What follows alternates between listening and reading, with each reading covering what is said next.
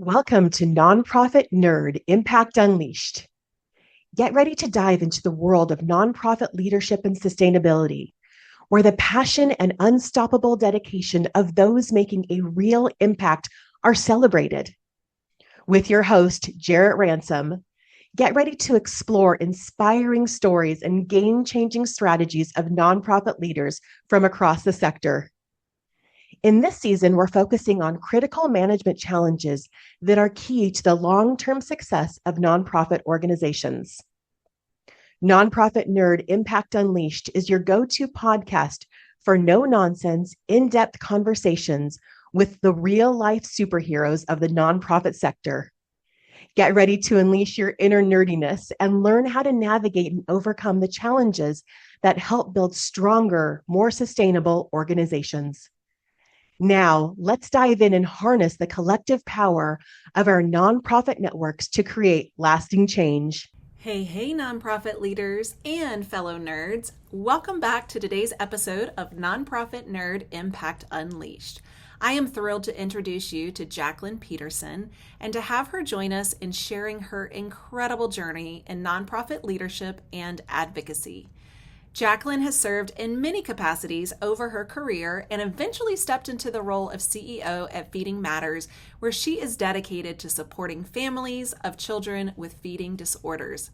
She has been at the forefront of advocating for proper diagnosis, support, and systemic change, all while being a mother of two and a passionate volunteer, bringing her personal commitment to her work in the sector.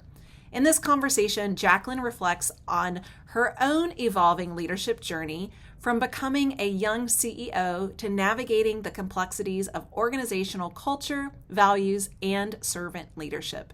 Jaclyn is passionate about leadership, and I think you'll hear that shine through as she shares how she has combined authenticity, a growth mindset, and mentorship to empower her team, while offering guidance for seasoned leaders on supporting emerging leaders and embracing unexpected opportunities. Also, I want to give a shout out to Bloomerang for being this season's sponsor. Thank you for elevating these conversations and helping us bring insights like Jaclyn's to our sector. So get ready for an inspiring and practical discussion on leadership, culture, and advocacy in the nonprofit world. Well, Jaclyn, I am so thrilled to have you here. You know, when I think of when we met, it has been over a decade, Yeah, but I can't for remember. sure. So welcome. Thank you for saying yes Thank to the you. conversation. Thank you so much for having me. It definitely has been over a decade, and it's just so great to be able to stay connected in these ways. Yeah, it really has. And for those of you listening or maybe watching on YouTube, Jaclyn and I recently served on a panel together. That was a lot of fun here in our local community. I feel blessed that we get to do this work here in our local community together.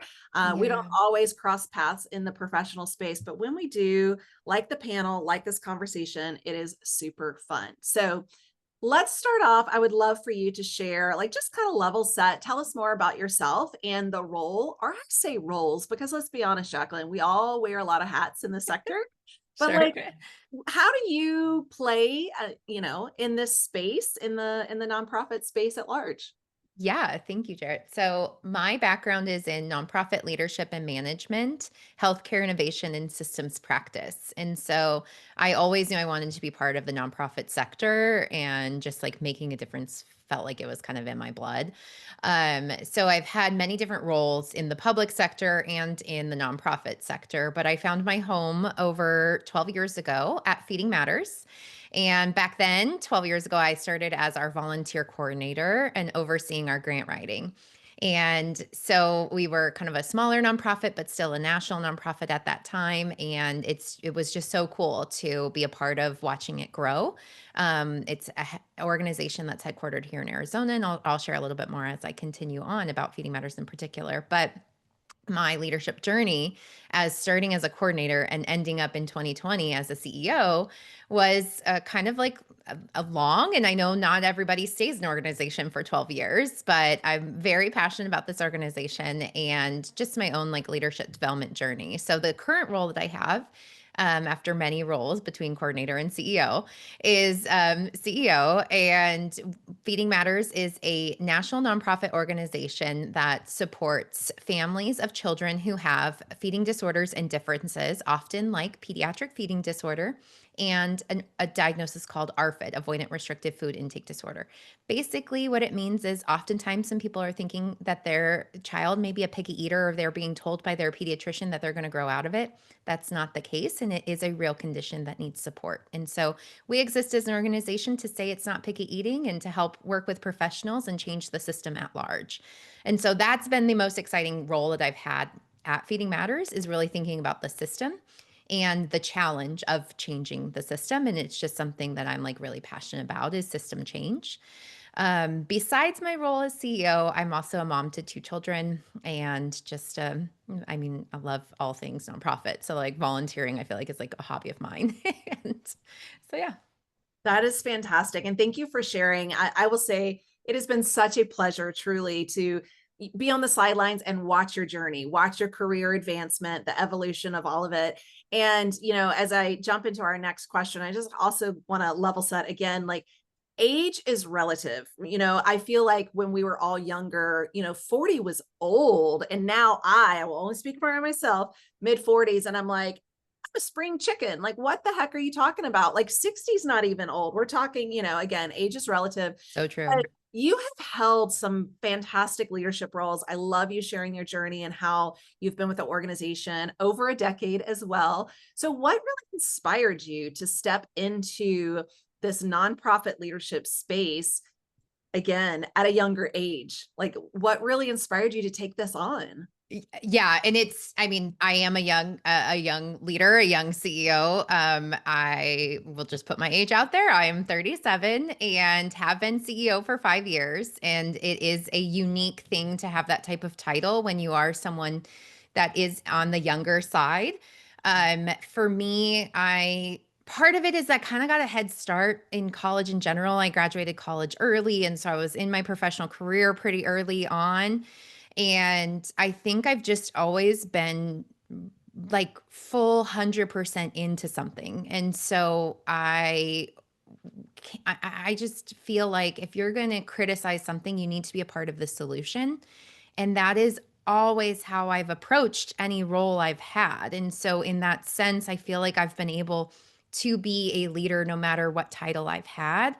And then because I've been given some great opportunities and had some great mentors, I've been able to leverage that type of approach to work and combine it with, taking advantage of a position or something like that, and really allowing myself to grow as a leader and to do better for my team members. So I don't know that answers your question directly, but that's just kind of how I approach it. I'm certainly young. I have faced a lot of not criticism, but definitely you do see how someone presents when you are like a younger Yes. person with this title, I guess I'll say. Yeah. Well, and I think that's inspiring for our listeners too. Like, we have this the baby boomer generation really looking to retire. I know that I see so many of the generation has, they've held on to the reins during COVID, since COVID, kind of a little hesitant to retire, a little hesitant to pass that baton. But then the next generation is eager, like we are eager to step in, we are eager to take over. So for you to have this experience, in your early 30s for a national organization, that is fantastic. And again, like, inspiring. But I'm curious, leadership style, I think, is something that comes up a lot. I know it does for me and the clients that I work with. I Yes. love that you have this passion around leadership as well. So I want to ask you, your style, maybe how does that leadership style differ from traditional models? Or maybe you have a traditional model or you take elements of it. Like, talk to me about the leadership style, or styles plural, that you have taken on. Maybe they work for you, or maybe even some that you've shed over time. Yeah, that's a great question. I think If you'd have asked me several years ago, I probably would have answered something like servant leader, just because I think that shows the type of leader I aim to be in terms of service to my team members. I again kind of feel privileged. Not only did I get this role because I had a it was unique. It was the pandemic. My CEO at Feeding Matters needed to be there with her family at that time, and the board wanted to keep our values and culture intact. And so I think that's a unique scenario in terms of having two sets of people, both the board and the CEO, realize like we need values first, we need culture first. And that's why they looked at an internal hire to come into that role during that time in the middle of like May 2020. Yeah. But I do think that is stuck with me in terms of really placing values at the center of my work, at the center of my leadership, at the center of what I think that we need to be as Feeding Matters and who we show up as leaders, no matter what our title is. And so I spend a lot of my time really thinking about, are we being value centered? How are we living out our values? And what does that mean for the culture of our organization? Because I think, like system change in general, if we are building that culture and we are staying true to our values, the outputs of that will be so much better for the population that we're looking to serve. And so I don't know that I have an exact like name for my leadership style. I do think it's like a mix of many different things. It's also a mix of what I've seen gone wrong too. I have been in the sector for a while. I also was previously in the public sector, which the space that I was in was a little bit more like male dominated space. And both instances, I've seen toxic leadership. I have seen that like older style and more traditional style. And I've seen some inappropriateness. I've seen, how maybe people's egos can get in the way of other growth, or how we kind of lose sight of what we're here for in terms of staying true to our values, staying true to our mission. Um, and so I've taken all of that along the way and tried to like make this kind of mosaic of like what I do in terms of trying to show up every day, knowing that I'm better than the day I before me, and how I'm showing up for my team members, because I get to do really cool things. I have to make really hard decisions, but my team is doing the same thing. And we know that we show up every day at work really trying to fight for our families who are struggling as well. And they are really trying to just keep their heads above water. And so if we can try to make that a little bit easier for them, that's what we're here for. Beautifully said. And I feel like I hear servant leadership a lot, Jaclyn, and Yeah. and I've said it too, right? Yeah. Well, and I totally agree with it. It's Yes. just, yeah. Yeah, and I love the mosaic. I was interviewed for someone's dissertation around authentic leadership, Mm. and so it's also a little bit of a blend of the servant, but that's really baked into the work that we do. We're of service to our community. We're of service to people. We're of service to missions. But that blend, that mosaic, and really like the growth mindset, looking to be better tomorrow as we are today. And that for me, and it sounds like for you, it never stops, right? Like that's Yeah, it really doesn't stop. And I totally agree with the authentic leadership. Kind of, I know I think we go through phases of how are we naming leadership and putting leadership in different buckets. And it does feel like servant leadership had its time, authentic leadership is having its time. And I do think that there's just all of those components of how are we making sure our mission is there? How are we making sure we have a growth mindset? But there's also this like, I think, bigger tide of change as it relates to other generations taking over leadership positions. And so you do see some of that in these titles. Like authentic leadership is we've had to hide ourselves for so long. Like, let's be true to who we are, and let's break down some of that facade sometimes that comes with like people having a certain title, and what does that look like. I try to be very like honest and open about my feelings or where I'm at with things. I'm a mom to two young kids, and like sometimes that means life is super messy.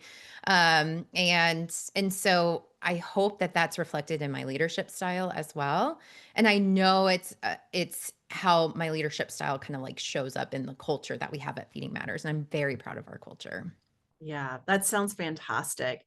What about the next generation? And I just also want to say I completely agree with you. Leaders come in all forms, right? Like it's not, you have to be a CEO to be a leader. Like to me, we are all leaders. We all possess this ability. So I'm really curious, the next generation of leaders, what do you think they are looking to prioritize? What is most important to them as they step into, an additional leadership role?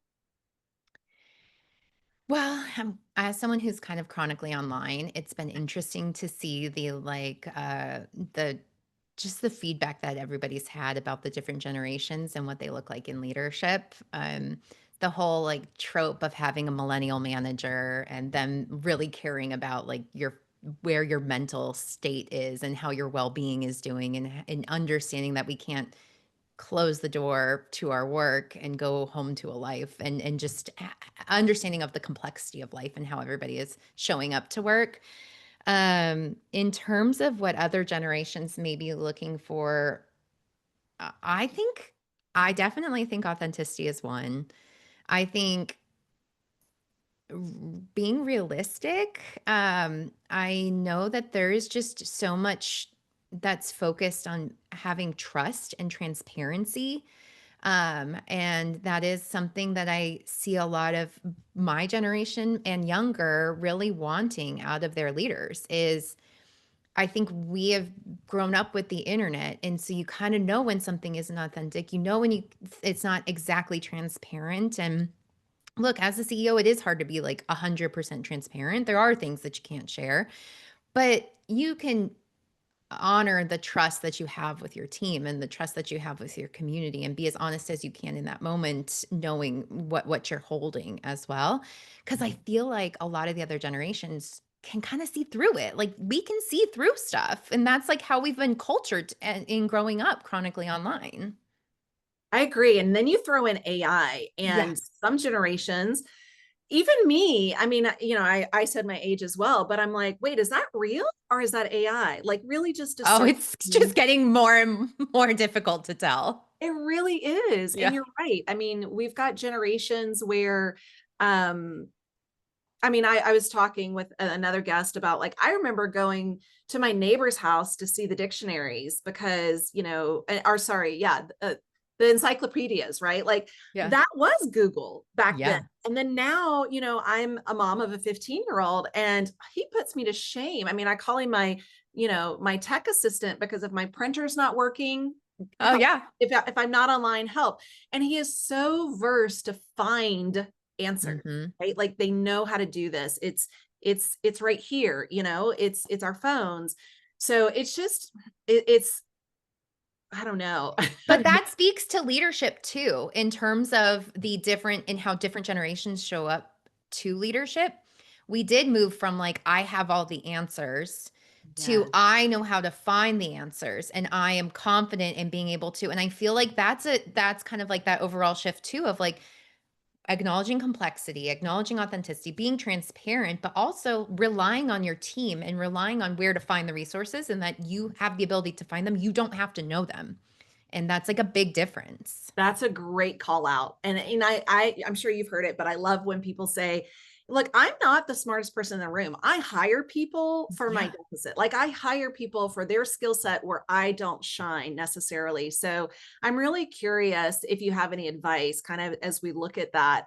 What would you give some seasoned leaders? And that's kind of a key word for perhaps older, when it comes to working with emerging leaders, which is also keyword for slightly younger. Yeah. Mhm. Mhm. So any advice? Um, I think the advice would be having a real conversation. Sometimes I think it seems simple to say have a real conversation, but I honestly think that we need to think about how are we setting the table to have that real conversation. And so if you're approaching your leadership and you are a more seasoned leader and you're wanting to build a better relationship or support emerging leaders, I think making sure that you're thinking about what's the psychological safety of this table in this conversation. What have I done to show I'm open to hearing the real advice or realistically where someone wants to go or something like that. Like when I was an emerging leader, I had a great professional development opportunity with one of the organizations I was with. Wonderful. It was at the same time I was going to school for my graduate work, and I was grateful that they wanted me to go along. But then when I graduated my graduate work, and it was healthcare innovation and systems change, and I had found Feeding Matters, it then was like, well, we gave you this professional development opportunity, like that normally you would stay if you had this professional development opportunity. But my answer back was like, I would have welcomed a conversation about that, because I was existing I had pursued professional development even outside of this role. And my career trajectory was kind of something I had been thinking about a lot, but no one had allowed the safe space to have a conversation about what the future looked like. And I think sometimes as leaders, we have to be the ones to do that, because our emerging leaders aren't going to raise their hand and say that. You may find those that do, but I think it's on us to make sure the table is set in a way that's welcoming, psychologically safe, and that trust is at the center. Great reminder. And I appreciate you bringing up psychological safety. I don't think we talk about it enough. It is a big thing. When I come in and serve as an interim succession leader, often in that CEO space, I'm really observing the culture, the values, like how is this being played out? And I see that time and time again, Jaclyn, that the psychological safety of the team is tarnished, right? It is threatened, and Yeah. they don't feel safe. And I do a lot of work to repair that. So I appreciate that call out. You've given so many fantastic nuggets of leadership. Again, I had no idea you were so very passionate of this, but when I thought of kind of the avatar of the conversation I wanted to have, part of me was really around, this is you. This has your name all over it. Oh, thank So you. yes, it's just, again, fantastic to watch your career. I know so many people listening are going to want to learn, how to know more about you, more about your organization. So where do we find you? Where do we find the organization? How do we stay connected? Sure. Thank you. And thank you so much for inviting me into this conversation. Like I said, I'm such a nerd about leadership. So I was so glad that this was like our conversation. Nerds are welcome here. I know. I was like, perfect. I can nerd out on the Nonprofit Nerd Yes.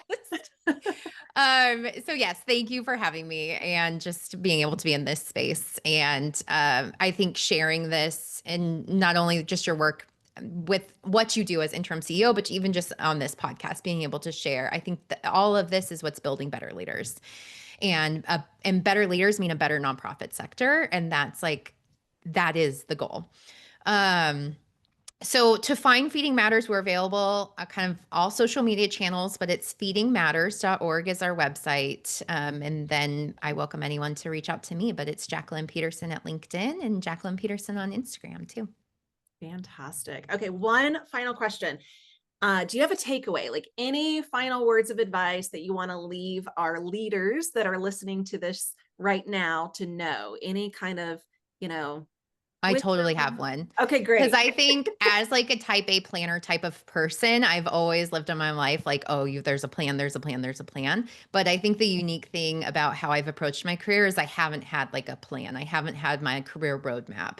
And I think I've benefited because of it. So I think if you're a leader out there and you don't know what you want to do, I think that's okay. And I think it's okay to just try to be in the moment, gain the skills you can in the moment, and be open to opportunities and be open to saying yes. And I got to a lot of where I am because of course, great mentors and great opportunities. But a lot of it was like saying yes before I believed in myself. Like being CEO was not something I applied for. It was because it was in the moment. And then I realized someone saw something in me that I didn't even see in myself.